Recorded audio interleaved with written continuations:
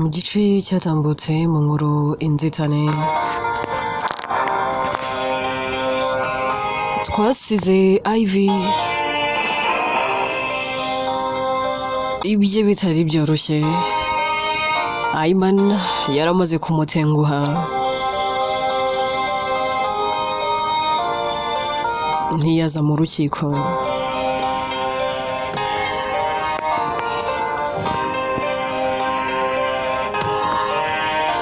Ayman hari ubutumwa yari yahaye Diana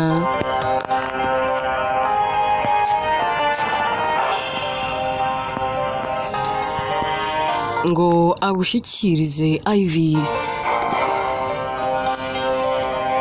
nangwa sabe yabumubwira. Ese Diana yaje kubivuga, Ivy se we yabyakiriye ate? Inkuru yacu rero reka tuyitangirire kuri Ivy. Baba bamaze kugera mu rugo batashye, agera mu rugo akabwira Diana, akavuga ati Diana, nta muntu n'uyu n'umwe nshaka kongera kubona mu maso yanjye, aba ari mama, aba ari tata,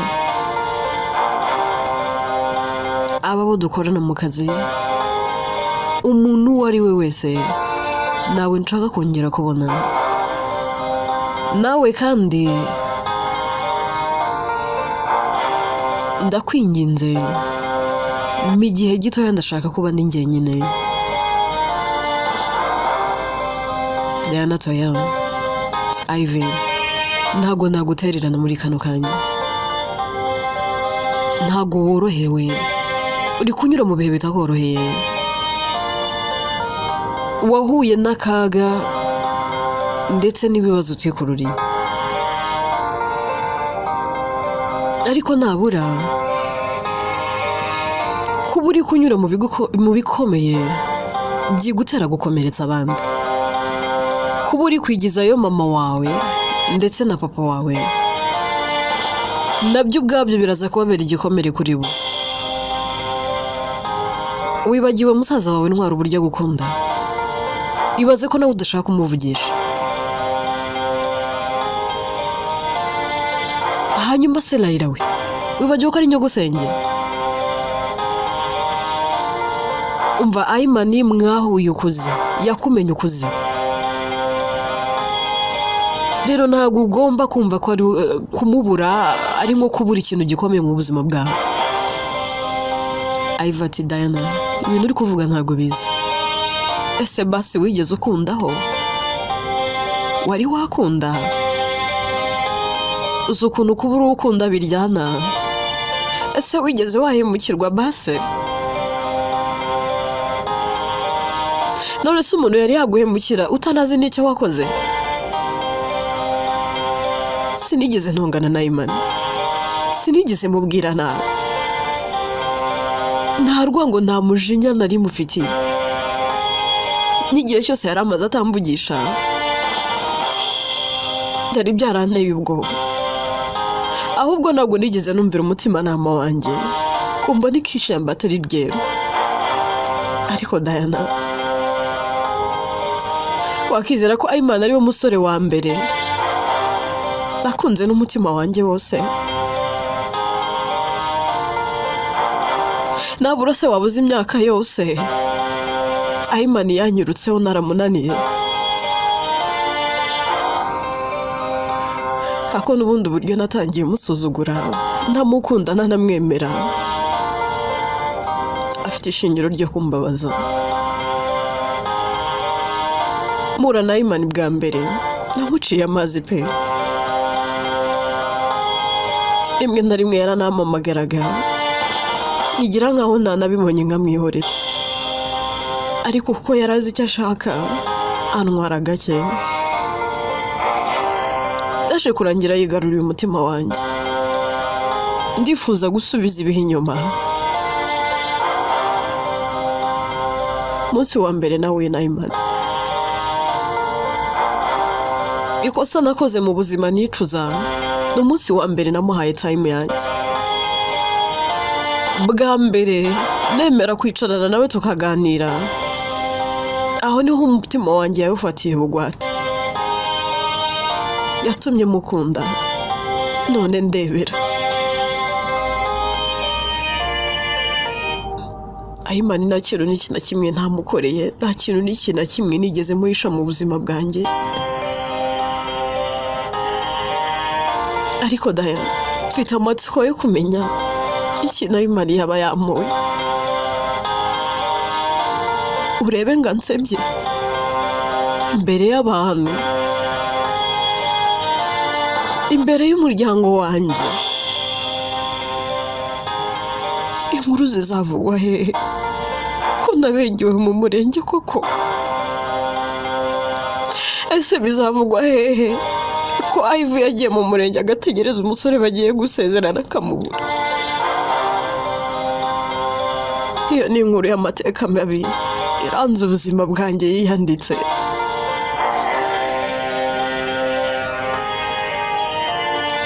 Daya, ntabwo mbizi, ntabwo nzi ibintu ndi gucamo ngo ni ibiki. Ndi kwibaza n'ikintu naba naracumuye muri iki gihe, ndabona kiri gutera Imana kunkorera ibi ngibi, nkumva ndakibuze. Uhereye mu buto bwanjye, mama yagiye ambwira ko Imana izajya indinda mu makuba no mu byago. Anyigisha gusenga, arambwira ngo igihe cyose bizajya biba byanshobeye ngo njye nsenga Imana izajya yururuka ibane nanjye. Ariko no kubeshya kano kanya ntabwo nzi aho nahera nsenga. Ndajya no kuzamura isengesho, aho gusenga amarira akananga imbere, nkitekerezaho nkarushaho gusuhuza umutima. Bwa mbere mu mateka Ivy, ndi kunyura mu bintu bitanyoroheye. Mu mateka yanjye ndi kunyura mu buzima bushaririye. Ibaza ariko ko mfite buri kimwe, mfite data, mfite na mama, mfite umuryango nkunda, ariko ibyo ndumva bidahagije kuri kano kanya. Ndumva nta n'icyo binamariye. Ndabona isi yose yanyanze yantaye. Ibaze ko numva nashaka kongera kubona mama, nta nubwo nshaka kongera kubona papa. Ese nabareba gute mu maso?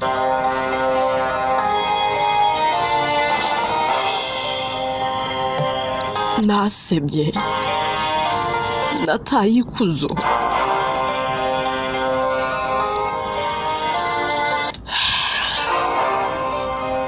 Daya, urabizi, mumagaye mu igihe cyo kuba njyenyine.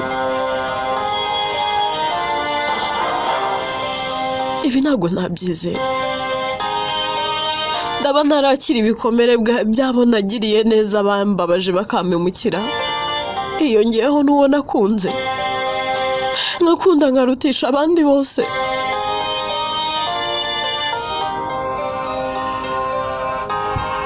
Abo wabona igisigaye ari umuryango wanjye. Ese wo nawe kwizera gute kutazigera umbabaza? Diana ati Ivy, aho nawe utangiye gutekereza nabi. Wirengera sheri. Ibikubayeho uyu munsi ntabwo ari ryo herezo ry'ubuzima bwawe. Ahari Ayimana ntabwo yaragukwiriye. Ahari hari icyo Imana ikurinze.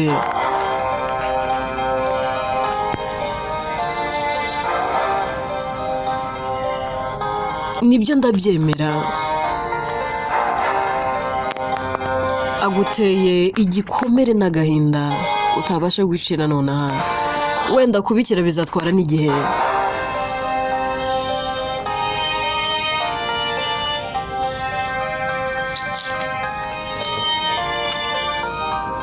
Ariko nanone wifata umuryango wawe wose ngo ugereranye na Ayimana. Noneho utangiye gutekereza ko na mama wakubyaye ashobora kukwanga?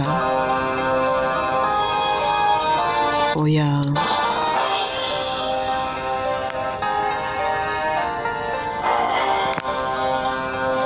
Ivy, nakumenye ukuze, ntabwo nzi background yawe, sinzi history yawe yose,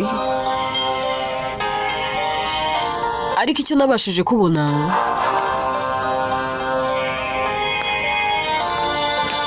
uri umwana mwiza.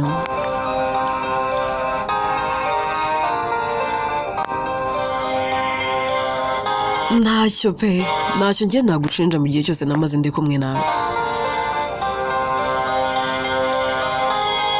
So ndakwinginze wifata ibyakubayeho ngo bigutere kumva wiyanze wange n'abantu.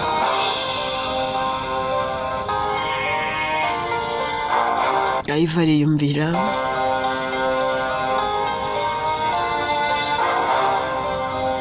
agahigima byonyine. Diana aramubwira ati ariko humura, ni ikibazo cy'igihe uzibagirwa Ayman, kandi igikomere ugize humura kizakira. Ivy ahera akabwira Diana, akambwira ati Diana, urabizi abavuga ngo nta gikomere igihe kitavura, bitewe wenda nuko hashize igihe kinini, ariko abo babivuga nuko aho batigeze bababazwa. Ndagira ngo nkubwire ngo ntabwo ariko bimera. Hari igihe bavuga ngo ibihe bivura buri kimwe, ariko abo babivuga ni ba bandi batigeze bababazwa cyane. Ntakubeshye, ndumva icyizere cyanjye cyose cyagiye.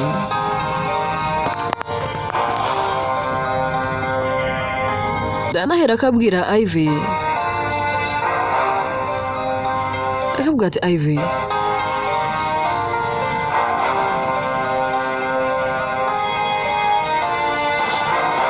do you want what God has for you or not?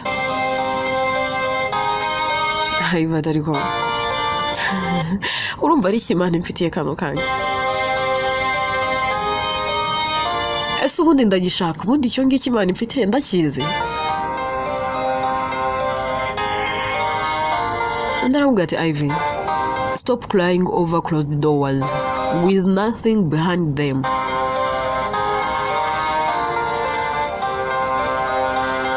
Stop mourning over the things that God has rejected.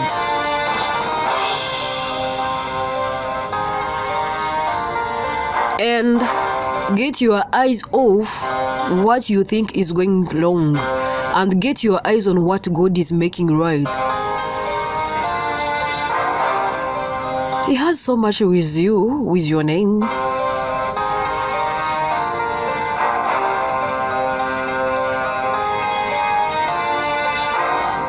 N'ibindi bintu byinshi byanditse ku izina ryawe izagukorera. So start defining your life by God's promise. At not your disappointments.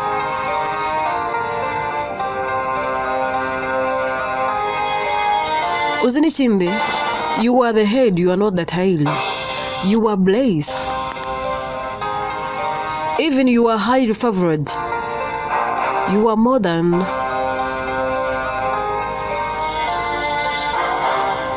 Ubu utekereza ko uri we.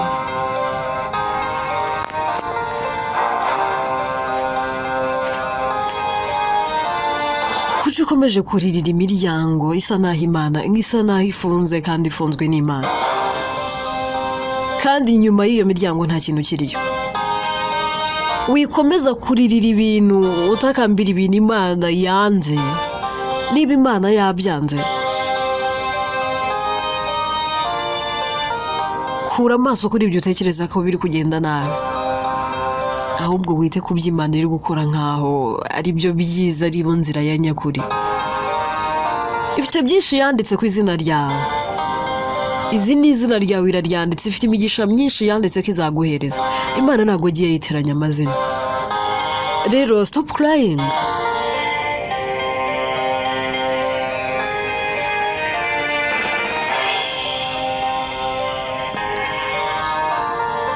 Iva ahera akakadubwira Diana akavuga ati Diana uzi n'ibindi nsohokera mu nzu ugenda.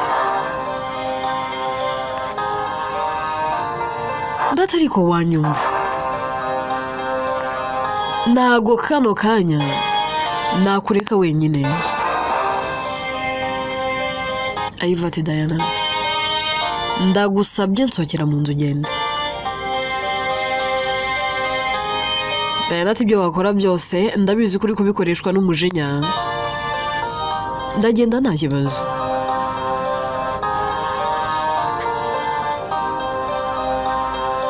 Ariko ikintu ngiye kukubwira ni kimwe,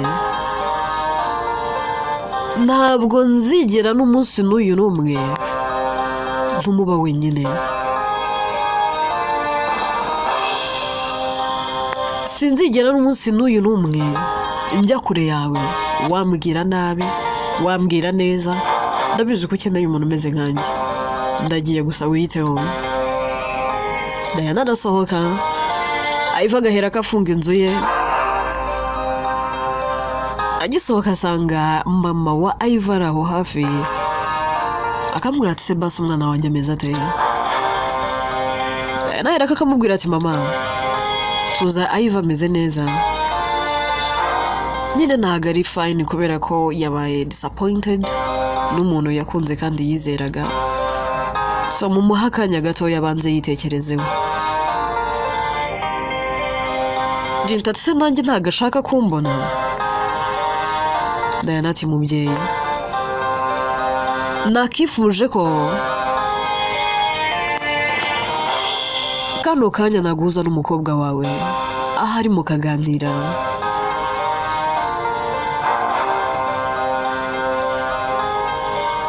Ariko Ivy yansembeye, yansabye ko akeneye kuba ari wenyine. Ibaze ko nanjye nsohoye ariko so reka dufate igihe tube tumwihoreye, ariko ndagusezeranya ndakomeza mube hafi. Mwarahera akavayo akamubwira ati seriously turebe umuvandimwe ari aho ngaho arimo arababara, arimo ntago ndi kubyumva, ntago Iva ari mushiki wanjye nzi kano kanya, imyitwarire yitandukanye na Ivy nzi.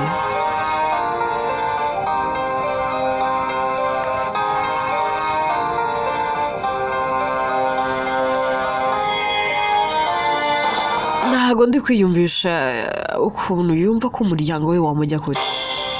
I know yababaye, ariko ntabura akeneye ko tumuba hafi. Diana ati namwinginze pe, namubwiye ko nta bandi bantu bashobora kumwumva uretse umuryango we, ariko still ntago ashaka kubyumva. Jinta arababara, Lucas we ntaba ari kuvuga aba yashize ivuga.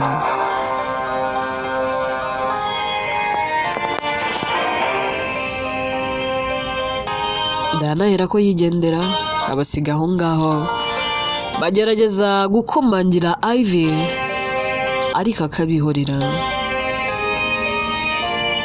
Bagerageza kumuhamagara no kuri telefone bagasanga yayikuyeho. Kuriya waba ari hafi aho arimo aseka, akareba ukuntu bari gushagirira banyura hirya no hino, bikarushaho kumusetsa. Ahera akafata telefone agahamagara Kanungi akavuga ati do you know imipangu yanjye yose yagenze uko nabishakaga. Karungi ati kagira inkuru. Kuriya tuzi ukuntu ubu ngubu ndi kumva nishimye, ndi kureba ukuntu abantu ahangaha bose bahangayitse bari kwinginga ngo Ivy please. Atumva nkaseka koko, igitwenye ni cyose njyewe nibereye mu mashimwe no mu byishimo, mu gihe abandi bari aho ngaho barahangayitse bitaye ku muntu utari no kubitaho. ibaze shaka yagiye mu nzu yifungiranye yanabihoreye. Karongi ati se yifungiranye kuko habaye iki? Rego ubwo nubwo uri kumbwira sindamenye ikiri kujya mbere. Ndati nyine subize se nyine plan nari mfite. Wa mugambi wanjye wo kumuteranya na Imana nawe ugezeho. Karongi ati kagira inkuru wabigenje uteze? Nyine urumva njye naragiye nishakira umuntu. Muhereza amafoto ya Ivy. Mubwira byose ndamumubwira. Ndamubwira ni Ivy akunda gusenga. Ni umukristo. Ndaguha amafaranga yose ushaka. Ariko Ivy muzasohokane mwifatanya amafoto mwishimye. Mbese ujye umwifotoreza amafoto nyine ubona ko amafoto agaragaza ko mwifitanye umubano udasanzwe. Gusa nanone kugira ngo umufatishe uzamuhamagara umubwira ko wasengaga, wumva ukeneye kongera kugaruka mu bintu by'Imana ariko wari waracitse intege. Ivy akunda abantu basenga, azakwakira mu buzima bwe. Muzajye mujyana gusenga, yewe nibiba na ngombwa ujye wemera witange, ubanza utsindira icyizere cya Ivy. Karongi atari ko wa mukobwa uri umugome, shaho urategura. Hanyuma se nuko byaje kugenda gute? Kuri ati nyumvira di, nyine yaje kugenda aramuvugisha, bitangira ari inshuti zisanzwe.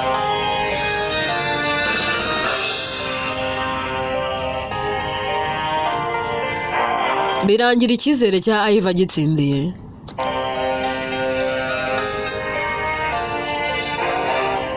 Bagacishamo bagasohokana, ubundi bakajyana gusenga. Umva mbese umuhungu aragenda mwizirikaho ku buryo bari basigaye bari inshuti cyane, ku buryo wabarebaga yagira ngo ahari barateretana. Ndabwira ni wowe ujya ufata udufoto gusa muri kumwe dutandukanye utumwe. Sasa rero umunsi umwe nahamagaye Imana. Uribuka igihe nakubwiraga ngo ibintu bye byose ngo Shine yabijyanye?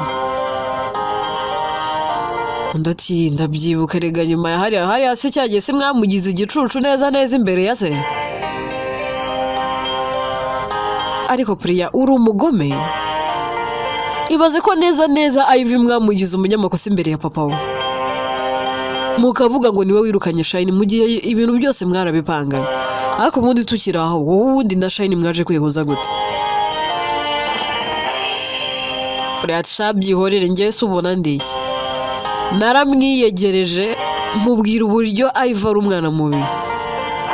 Kubera ko nyine Ivy arakazwa n'ubusa. Kandi nyine yarakaye ntavuga.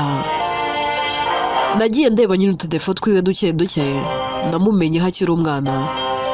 Ngenda twose ntubwira Shine kuko we ntago bakoranye.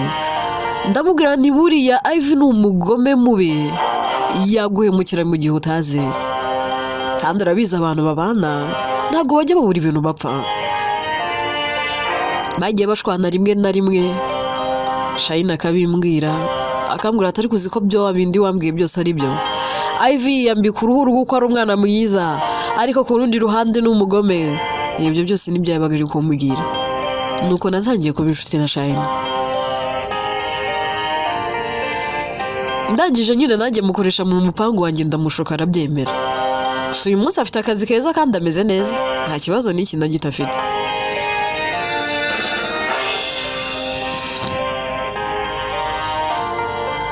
Kandi ari mu buzima bwiza. Karongi ati shaho mukobwa we wajuje pe. Basi mubyara wawe aho bigeze basi muha gahenge. Ubu se ubu ngubu ntago wishimye ibyo wamukoreye ntibihagije? Aha. Priya cyoya ahubwo ndacyatangira. Ndashaka kumubabaza ku buryo ubwo azagera aho yumva yiyanze, akumva yanze isi n'abantu, yajya areba ikiremwa muntu akiruka. ndashaka kumubabaza akazaba mu isi ya wenyine hahandi ubwo yifuza akavuga ati nakifuje iyo nza kuba ntaravutse.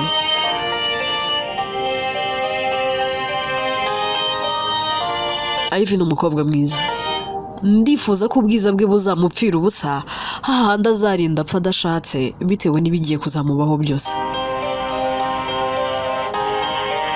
Ndifuza ko rwose azaba umukobwa ufite buri kimwe, ufite amafaranga ariko umukobwa ubiririra mutabyishimiyemo, kandi nabitangiye.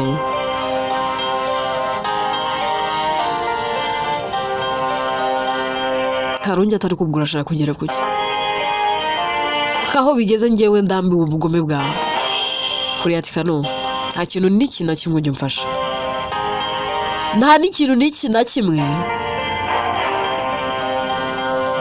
ndakubwira ngo unkorere, byose mbikora mu bushake bwanjye no mu mbaraga zanjye, sinzigera nkutira amaboko ngo ngwino umfashe. Si yiratanga arasenga se? Ndaje ndebe iyo Mana arata, niba hari ikizamukiza mu bintu byose ndi gupanga kumukorera. Ndakurahira Ivy azarinda apfa adashatse.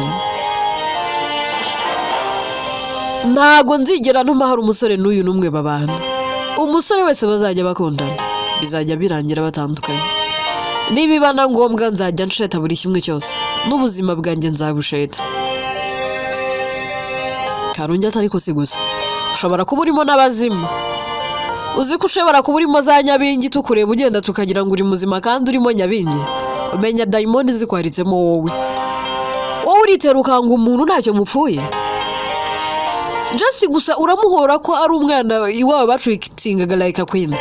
Uri kumuhora ko ari umwana wavukiye mu rugo rwuzuye. Umuhora ko iwanyu muri abatindi muri abahanyu babazwa nuko iwabo bafite amafaranga. Ibyo ngibyo nibyo biri kukubabaza. Hari ubwashize warambwiye ngo wakifuze ko Ivy ariho wakabaye yaravutse iwanyu. Urifuza ko iwanyu ariho hakabaye ari kwa Ivy, hanyuma ko Ivy akaba ari iwanyu, sibyo? Umva uko nukwikanira umugisha wundi dia. Baby girl, umugisha Imana yahaye kwa Ivy nuwo ngo uwo yahaye iwanyu nuwo ngo, so rekeraho ngo kurwanira imigisha itari yawe. Ntago nari nzi ko ushobora kwitera ukanga umuntu ngo nuko iwabo batunze. Just ibyo ngibyo gusa bigagutera kumva wanze umuntu. Ariko burya sometimes abakire nubwo tubabona tukabona babayeho neza, bafite byinshi bibahiga pe. Ibaze ko wanga Ivy gusa ngo nuko iwabo batunze, umwanga just gusa kubera ko iwabo bakurihirira. Wakifuje ko ari nk'iwanyu mwakabaye mwaramureze atari we mbese akaba ari bo iwanyu mwarareze Ivy mbese uko bakureze akaba ari mwe mu murera. Ubabazwa nuko ari iwabo ari bo bakureze, sibyo? Priyati yashua aho ngaho uri mu mujyo mwiza uri mukuri. Niyo mpamvu ubutunzi bwa se na nyina, amafaranga n'icyubahiro iwabo byose bafite, nta kintu bizigera bimumarira. Azajya bireba abone ntacyo bimumarire, azajya areba amafaranga na se na nyina batunze abone n'ubusa kuri we, kuko nta munezero n'uyu n'umwe azigeragera.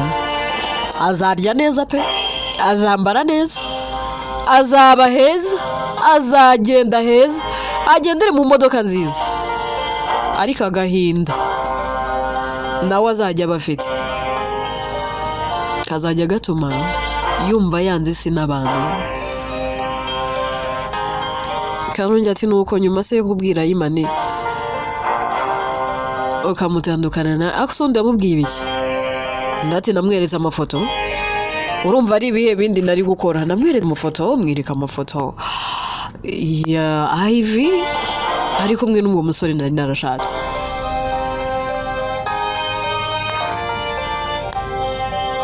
Ariko ko nashyizeho n'ikinyoma muko wowe unyita iki? Nageze aho ngaho ndanabeshya, mubeshya ko atwite. None kano kanya umurenge wabo wapfuye. Uzi ko Imani yanze kuza mu rukiko se? Karungi ati numbwire.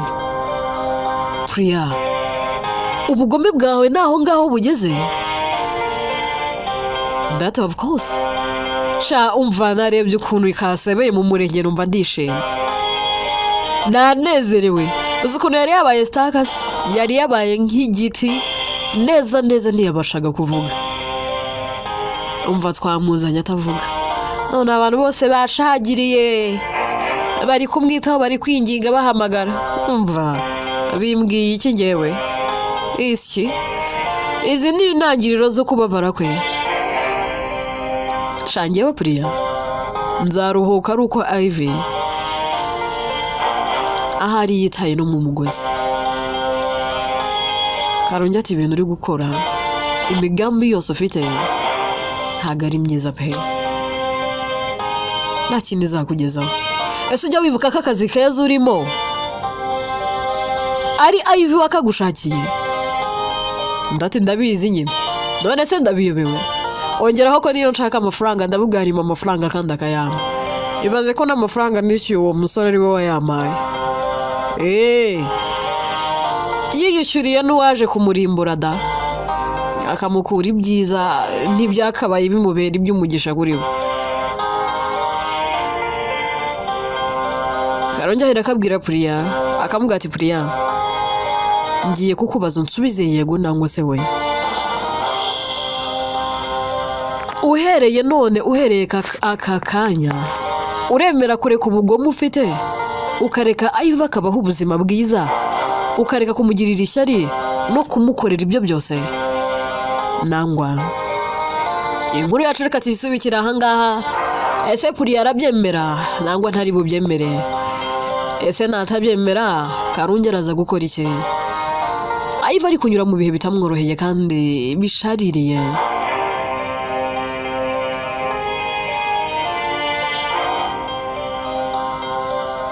ariko nyine ntacyo afite yabikoraho inkuru yitwa Inzitane njyewe nitwa Atete inkuru ninjye uyandika kandi ni nanjye uyibagezaho